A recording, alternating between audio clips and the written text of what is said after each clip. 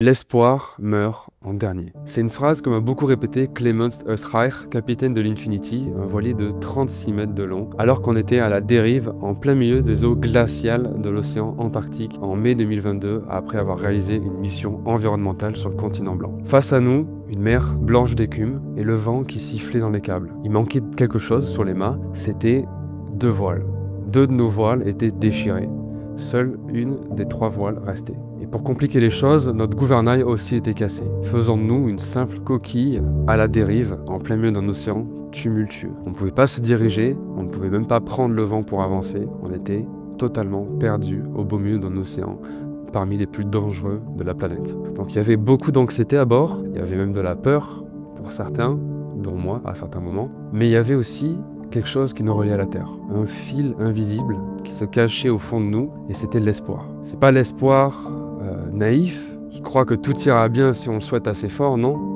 Plutôt l'autre type d'espoir, celui qu'on choisit quand on est lucide, celui qui accepte la tempête, mais qui va quand même nous faire préparer les cordes, qui va nous faire écoper les cales, scruter l'horizon pour anticiper les risques. Ce jour-là, sur le passage de Drake, c'est l'espoir qui nous a tenus en vie. Et c'est finalement la chance qui nous a sauvés, puisqu'on a eu un énorme coup de chance qui nous a permis de retrouver la Terre quelques semaines plus tard, le 18 mai 2022, qui est donc un jour dont je me souviens comme si c'était hier, puisque en touchant la terre et le sol en Patagonie chilienne, je me suis tout simplement agenouillé et j'ai embrassé le sol, embrassé l'herbe. Donc c'est forcément un jour qui m'a vraiment marqué. Aujourd'hui, on va un peu parler de ça, alors pas exactement, on va parler de cette danse étrange entre la réalité et l'espoir, et plus particulièrement de cette frontière qui peut être floue entre une persévérance qui vous sauve et une persévérance qui vous tue. Je suis Romain Dream, on a tendance à me qualifier comme étant un aventurier / explorateur, réalisateur de films documentaires. Moi j'ai plutôt tendance à me présenter comme un conteur d'histoire, tout simplement, quelqu'un qui est passionné par le fait de transmettre. Et c'est aussi pour ça que j'ai décidé du coup de me lancer dans l'aventure de la conférence, pour pouvoir transmettre tout simplement d'une manière différente, plus humaine, plus directe. Donc c'est avec humilité et sans aucune forme de prétention que je viens aujourd'hui vous transmettre quelques petites clés qui pourraient vous permettre de mieux réussir à comprendre votre persévérance, votre résilience, d'où est-ce que vous la puisez et votre rapport tout simplement à cette notion qui est souvent méconnue. Et quand je dis vous, je m'adresse à des cadres dirigeants, à des chefs d'entreprise, à des preneurs de décision ou tout simplement à des personnes, à des humains qui souhaitent avoir quelques clés tout simplement pour pouvoir naviguer un peu cet océan d'interactions humaines et de la vie en général. Voilà.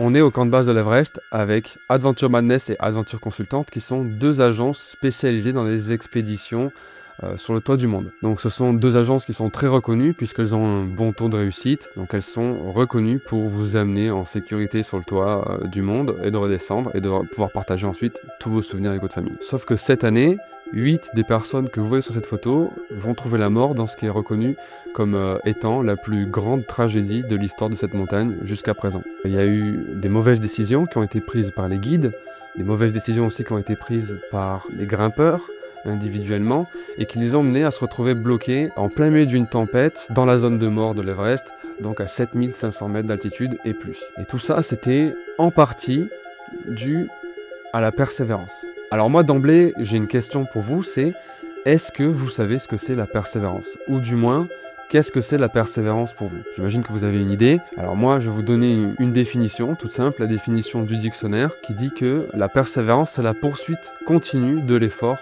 sans relâche. Et la principale caractéristique donc de la persévérance, c'est un effort ininterrompu et constant. Donc, pour donner un exemple, ça va être un alpiniste qui va s'entraîner tous les jours pour pouvoir performer le jour d'une ascension. Ça, c'est de la persévérance. Ou alors, dans le milieu de l'entreprise, ça va être un chef d'entreprise, par exemple, qui va décider que tous les jours, il va envoyer des mails pour pouvoir démarcher de nouveaux clients. Tout ça, c'est encore de la persévérance. Donc comme on le voit, la persévérance, c'est quand même quelque chose qui paraît assez positif. En fait, même dans notre société, c'est plutôt encensé, je dirais. C'est un peu la qualité ultime qu'on va voir sur tous les réseaux professionnels tels que LinkedIn, par exemple. La persévérance, c'est la qualité qu'il faut avoir. Si on persévère, si on ne s'arrête pas, on va atteindre nos objectifs. Donc c'est quelque chose qui est absolument encensé dans notre société de productivité. La persévérance, c'est pas du tout quelque chose de négatif. Pourtant, on voit qu'il y a des gens qui meurent sur l'Everest parce qu'ils ont persévéré. Donc c'est bien qu'il y a quelque chose qui cloche. Et s'il n'y a pas quelque chose qui cloche, c'est au moins qu'il y a une certaine nuance. Et la nuance, elle se situe dans le fait qu'il est important de savoir d'où est-ce qu'on puise notre persévérance pour savoir si on se situe dans du positif ou du négatif. Donc on va reprendre notre histoire avec Doug cette fois-ci. Doug Hansen, c'est un client en fait de Adventure Madness, donc une des 2 agences spécialisées d'expédition dont on parlait juste avant. Et lui, il y a quelques années, avant 96, il avait déjà fait une expédition avec le même Adventure Madness. Sauf qu'il avait échoué à 200 mètres du sommet. Il avait dû redescendre pour cause météorologique, donc ce qui est le jeu en fait quand on est dans l'alpinisme, sauf que lui c'est quelque chose qui était un peu resté en travers de la gorge. Et c'est d'ailleurs pour ça que cette année en 1996, il revient. Il a envie cette fois-ci de réussir le sommet. Et quand il se lance avec son agence dans l'ascension, Doug va rapidement montrer des signes de faiblesse. Il va montrer des signes de fatigue. Et à ce moment-là, il va dire une phrase qui est que il continuera de grimper tant qu'il lui restera un souffle. Et comme vous l'avez deviné, c'est exactement ce qui s'est passé puisqu'il a lâché son dernier souffle sur l'Everest durant la saison de 1996. Alors comment ça se fait qu'on en arrive à une persévérance qui nous amène à continuer jusqu'à en mourir? Comment ça se fait qu'une persévérance qui est vue comme quelque chose de positif à la base nous amène dans quelque chose qui est aussi destructeur que de perdre sa vie? Donc ça, on va essayer de le comprendre. Alors forcément, on va prendre l'exemple de Doug, mais on n'a pas tous les éléments, hein. On va pas non plus faire une analyse détaillée de l'exemple de Doug.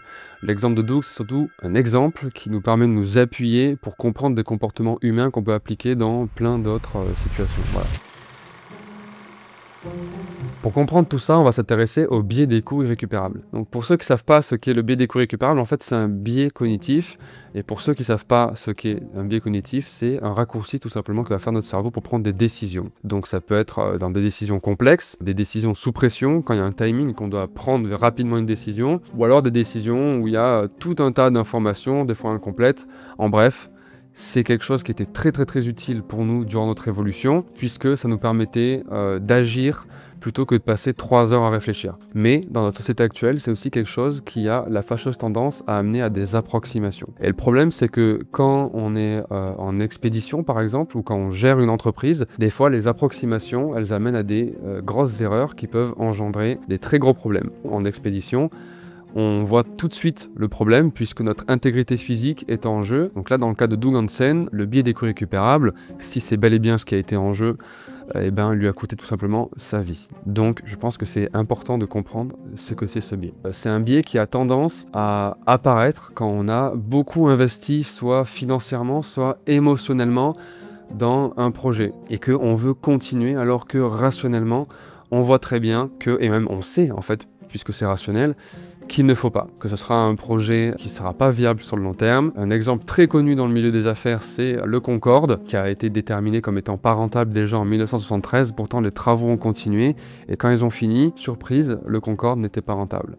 Après, il y avait d'autres choses aussi qui avaient joué dans le Concorde, hein, bien entendu, il y avait une démarche qui était technologique, mais voilà, c'est pour que vous compreniez à quoi vous avez affaire. La météo sur l'Everest, c'est une variable primordiale à prendre en compte lorsqu'on souhaite faire son ascension. Je pense que vous en doutez, mais lorsque on part avec une vision qui déjà de base occulte le fait même qu'une variable telle que la météo existe, eh bien on part pas du bon pied et on a de grandes chances même d'amener notre projet à l'échec. En fait, ce qui se cache derrière le biais des coûts récupérables, c'est une persévérance qui est non pas basée sur le réel et les variables, donc telles que la météo, mais plutôt sur le fantasme et l'ego. On projette des choses dans le projet, ça nous plaît, ça nous séduit, et du coup, on décide de persévérer, même si rationnellement, on voit très bien que la météo se gâte. Quand les enjeux d'un projet sont faussés par soi, par ses désirs, par sa subjectivité, on a tendance à se détacher de ce qu'on a construit durant notre préparation. Il y a une phase de préparation qui est absolument primordiale durant la construction d'un projet, hein, je pense que vous le savez, que ce soit un projet d'expédition ou un projet entrepreneurial. On a une projection factuelle à ce moment-là,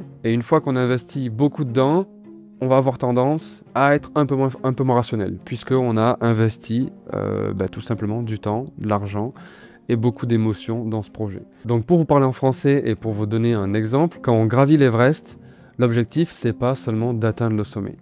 L'objectif c'est d'atteindre le sommet et de rentrer en vie, avec une hiérarchie qui est assez évidente quand même.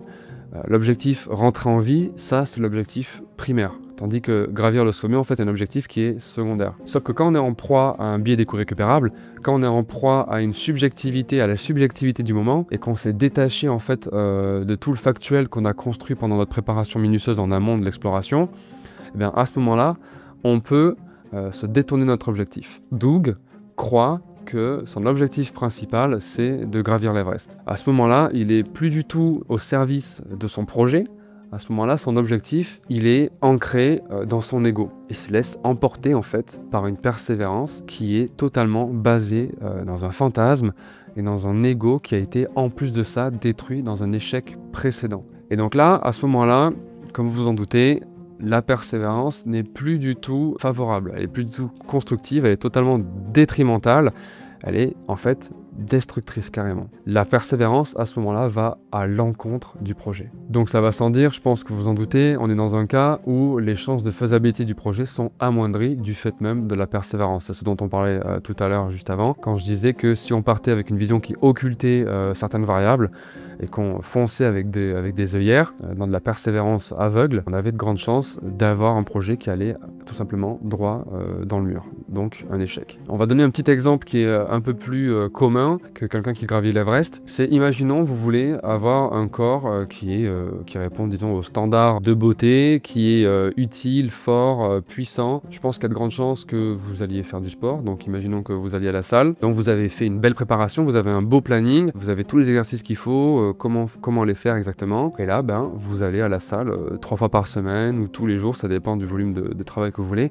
Mais bon, bref, vous avez un plan et vous vous y tenez. On est tous d'accord que c'est le cas d'une persévérance qui est constructive. On a un objectif qui est au service de notre projet, qui est de rendre notre corps utile et fort. Donc, on a un objectif qui est ancré dans la visée réelle du projet, donc dans le projet dans sa globalité, avec tous les tenants et aboutissants. Et on a une persévérance qui est positive, exactement la persévérance qu'on adore, celle qu'on voit sur tous les statuts LinkedIn. Donc ça, c'est parfait. Maintenant, supposons que vous vous blessiez et que vous décidiez quand même de continuer à travailler un petit peu sur votre blessure parce que bon, ça va, c'est pas trop grave. Au fur et à mesure, il y a de grandes chances qu'on se dévie lentement, petit à petit, de la visée du projet, qui est d'avoir un corps utile. Puisque une blessure sur laquelle on travaille a de grandes chances de nous affaiblir, donc de nous rendre moins forts, de nous rendre moins utiles, de limiter notre mobilité. Bref, là on est dans une persévérance qui est destructive, je pense que vous l'avez compris. Mais ça peut aussi être dû, pas seulement à quelqu'un qui fonce tête baissée sans réfléchir, mais aussi à quelqu'un qui n'a pas compris son corps, qui a un manque de compréhension de son corps. C'est pour ça que c'est absolument important de connaître en fait tous les signaux qui sont indicateurs d'une blessure, puisque c'est ça qui va nous permettre d'anticiper les dégâts et donc de les limiter déjà en amont. Donc je pense que vous avez compris la métaphore que j'essaie de faire. C'est que c'est vraiment important de connaître son projet, évidemment. De bien se connaître soi aussi, son rapport à la persévérance, et de savoir quels sont les fondements de notre persévérance et qu'est-ce qu'on investit dans le projet. Et par qu'est-ce qu'on investit, j'entends ça au sens psychologique du terme, savoir qu'est-ce qu'on projette de soi, qu'est-ce qu'on y met dans notre projet. Et pour vous sonder et vous permettre de savoir ce que vous investissez dans votre projet et donc sur quel fondement est basée votre persévérance, j'ai une petite série de 5 questions que je vous passe tout de suite. La première question, c'est pourquoi est-ce que je persévère dans ce projet? Donc c'est une question qui est très importante puisqu'elle va vous permettre de détecter si vos motivations elles sont plutôt liées en fait à l'accomplissement, à l'objectif d'accomplir votre projet, ou si elles sont encore une fois ancrées dans votre subjectivité, c'est-à-dire l'ego et le fantasme. Donc si on se réfère encore à l'exemple de Doug, je pense que au moment où il dit qu'il va continuer à gravir l'Everest coûte que coûte, peu importe ce qui se passe, peu importe la météo, je pense qu'à ce moment-là, il n'est pas trop dans une motivation qui est liée à l'objectif de rentrer en vie. Il est plutôt dans une volonté de gravir l'Everest pour pouvoir enfin gravir l'Everest, en finir coûte que coûte et dire qu'il l'a fait quoi. Votre réponse, elle sera très certainement un peu entre les deux. L'ego, c'est pas quelque chose qui est non plus inhéremment mauvais. Surtout si on est dans l'entrepreneuriat, c'est normal que notre projet, c'est un peu notre bébé. Donc forcément qu'on y met de nous. Donc c'est normal qu'il y ait aussi une volonté subjective de réussir notre projet. Ça sert juste à déterminer de quel côté on penche le plus. Il y a quelques sous-questions aussi à se poser pour pouvoir permettre d'un peu mieux déterminer. Notamment, est-ce que vous poursuivez encore votre projet parce que vous souhaitez réellement l'accomplir, donc réellement dans sa forme réelle, avec toutes les contraintes liées au terrain, ou alors est-ce que vous continuez parce que vous avez beaucoup trop investi de vous pour pouvoir tout simplement oser lâcher maintenant, donc biais d'écoute récupérable. Donc toutes ces petites questions vous permettent de savoir un peu plus de quel côté vous vous situez, et de manière globale, cette question-là permet de faire le tri entre ce qui est du domaine de l'élan vital. Donc l'élan vital, c'est ce qui va vous permettre, c'est ce qui vous anime en fait tout simplement au fond de vous réellement, versus plus de l'acharnement aveugle pour des raisons qui sont pas forcément les bonnes. On va passer à la deuxième question, qui est: quelles sont les valeurs fondamentales qui guident vos actions? Est-ce que votre projet est aligné avec des valeurs personnelles et professionnelles, ou est-ce que vous continuez de poursuivre votre projet pour des valeurs qui sont peut-être un petit peu plus superficielles? Donc c'est une question qui semble vachement similaire à la première de prime abord, mais en fait on remonte beaucoup plus en amont, puisque là on se concentre pas sur la mécanique immédiate de votre persévérance et ses fondements, mais on va plutôt remonter jusqu'à l'alignement profond de votre projet avec vous-même. Donc on part carrément sur une question existentielle à ce moment-là. Est-ce que votre projet fait sens à l'échelle de votre vie, à l'échelle de votre trajectoire, à l'échelle de vos principes? Est-ce que votre projet sert une cause qui est plus grande que vous, ou est-ce que vous en servez pour vous valoriser vous-même? Est-ce que votre projet est cohérent avec votre vision à long terme dans votre vie, ou est-ce que c'est pas plutôt un besoin de reconnaissance rapide par exemple? Donc voilà, c'est littéralement des questions existentielles, il n'y a pas de bonne réponse, ça sert juste à vous sonder, et aussi ça sert à voir si votre cap est juste. S'il est juste pour vous, s'il est aligné avec vos valeurs. Là où la première question, on était plus pour voir si la direction que vous aviez actuellement était viable. Et on passe maintenant à la troisième question. Est-ce que je suis prêt ou prête à adapter ma stratégie pour atteindre mon objectif? Donc là, on vient tout simplement se poser la question de: est-ce que on est rigide dans notre approche, peut-être par peur sous-jacente, ou est-ce que on va être ouvert à modifier notre stratégie dans le but de servir notre projet sur le long terme? Donc là, on touche à la souplesse mentale et à la capacité d'adaptation stratégique. Est-ce que vous êtes accroché à votre but initial par peur d'échouer, par peur de vous contredire, ou par peur de paraître inconsistant?